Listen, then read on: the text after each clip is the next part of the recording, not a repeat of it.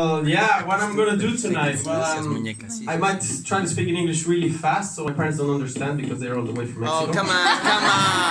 The faster I talk, the less they understand and I can make fun of them. No, I'm filming you, so don't worry about it. Well, it's a special night because my parents are here and we've had fun latest days. We've had a lot of fun. And I don't know how to explain how much it fills my heart to show them the places I hang out in, this event, the people I know, and my life in Barcelona, being so far away from Mexico for almost 2 years.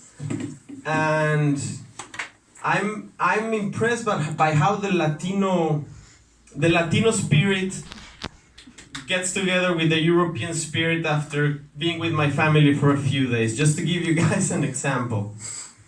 I had a whole plan for them. You know, I know where to take them to walk, the touristic places, see the Ramblas for the millionth time, and then, you know, I know where to eat around Raval or somewhere that is a bit more chill, but I will never contradict my mother.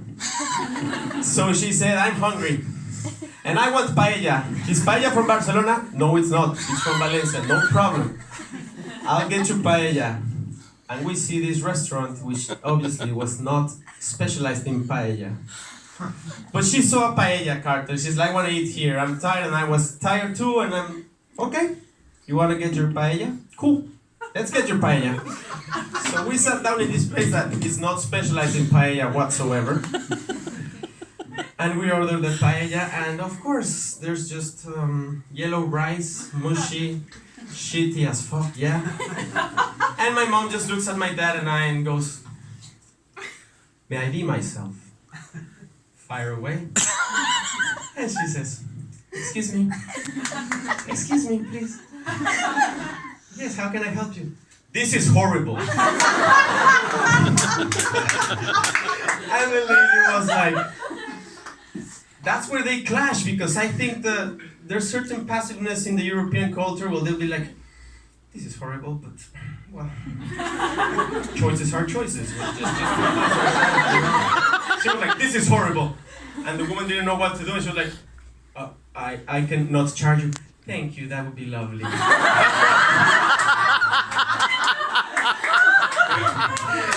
So today, a cousin of my father from Spain was visiting, and he said, I'll take you somewhere to eat. You'll see, it's the best place right by the Barceloneta. You're gonna love it.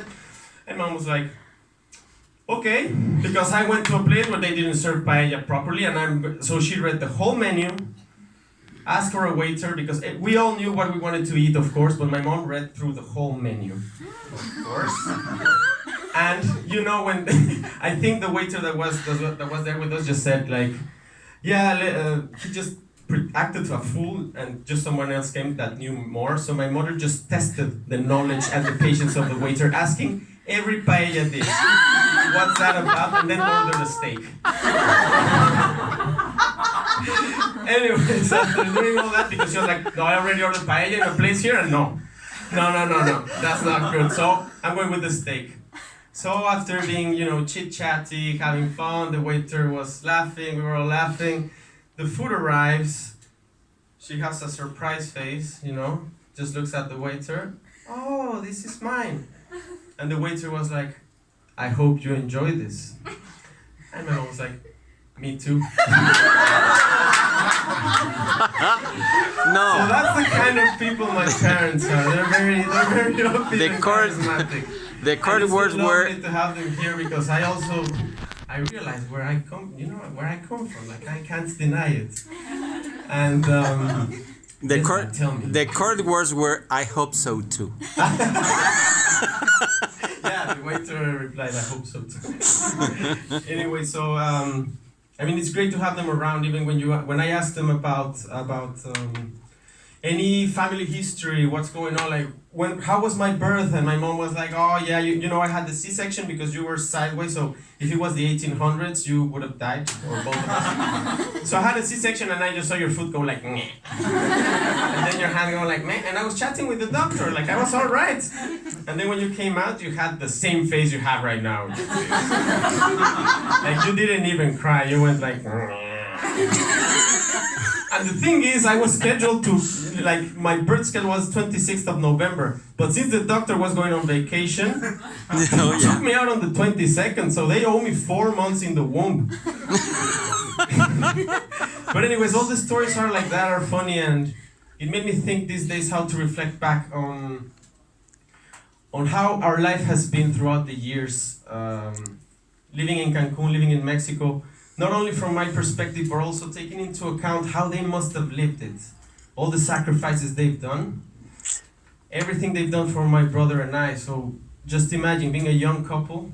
My dad used to scuba dive for many years. He still does. He retook that path, which I'm proud of you.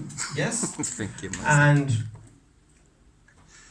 I was just looking back, being a young couple in Cancun. I remember my mom just taking us to school in a bus. She didn't know anyone. She was a city girl, and suddenly to Cancun when it was not the spring break daycare center it is right now. It was less crowded, it had a high quality of life. It was a great place to grow up, and I thank that eternally to them, because we had a good place to live instead of Mexico City, where we all come from, where we were all born, which is quite hectic.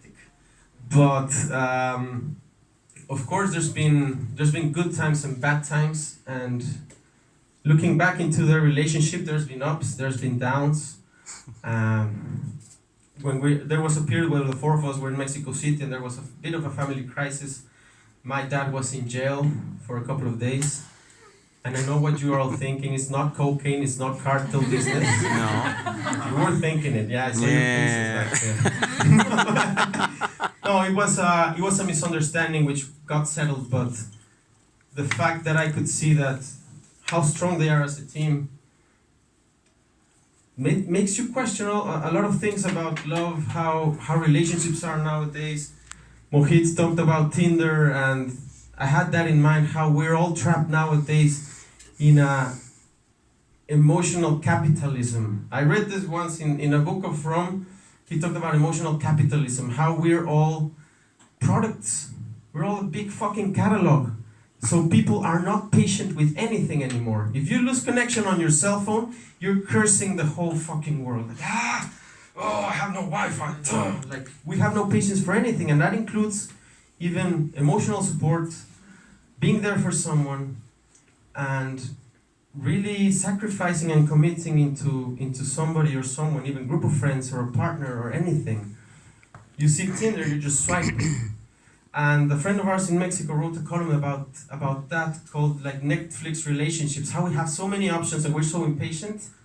Every single little thing would just discard the other.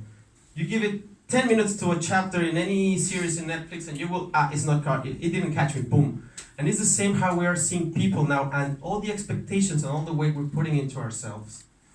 And just going back to everything we went in Mexico City, like my mom was there when my father had the misfortune to spend a couple of nights in a Mexican jail, which got settled and it was all right, but she was there, she was calling, she was doing everything. My dad also was in a bad place for a while, looking for jobs, being here and there, and they got divorced at certain points. Not because of the jail thing, but economic problems, language problems, just a marriage that broke apart. And I was still studying chemical engineering, and at the same time they were breaking up and they were not speaking. My brother had just come out as an homosexual in Mexico, a very traditional country. So imagine just being there. I was still in university. My brother was giving a big flip off to the whole world, like, fuck you, I'm gay, I'm myself, yeah!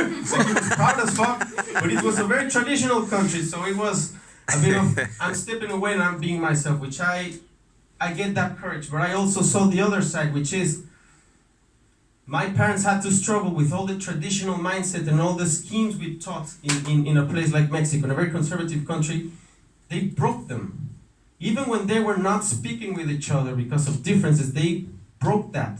And they built themselves up to keep a peaceful environment even when everything was falling apart. So even through their divorce, I never felt like, even when they were distanced, I never felt they were estranged from each other. I was worried because my dad has my mom's name tattooed here.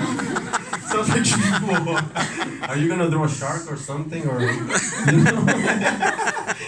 No, I mean, I'm just joking with, but it always felt like they were connected in some way. They were they were not talking, they were separated, they broke a divorce, but they were there. And it made me think a lot about love, how we're trying to carry all the weight of expectations. Young women in Mexico, in conservative countries, they're thinking when to get married, who to get married. Oh, look, like they're trying to build this lifestyle. We all try to build this lifestyle. And love and committing and having a team is just far from everything. It's the most abstract agreement we can think of. Because you go stupid, when you're in love, you're kind of stupid. It's like an illness. But when it's true love, you really don't care. You just carry on. You face conflict. You are with the other person and you sit with their demons. And you carry on. And you struggle. And you work your fucking way through. And I remember my mom, because they both had partners at a certain time. And I remember they were acting like high school kids. And my mom was stalking my dad on Facebook. My dad was, like selfies with another girl. My mom was seeing someone else. My dad got angry, she was seeing someone else. I was just like, wow, this is adulthood, what the fuck. But anyways, how they come through, I have to say 2 weeks ago, before they came to Europe to see my brother and I, my brother lives in London, they got married again. They got married again. And here they are. And they're a great team. My mom bullies my dad laughs, they all compliment each other in a great way. And that's what love is. I think it's sitting with someone and saying, I know how fucked up you are. Let me show you how fucked up I am. And let's just ride it through. Thank you for listening. Bravo!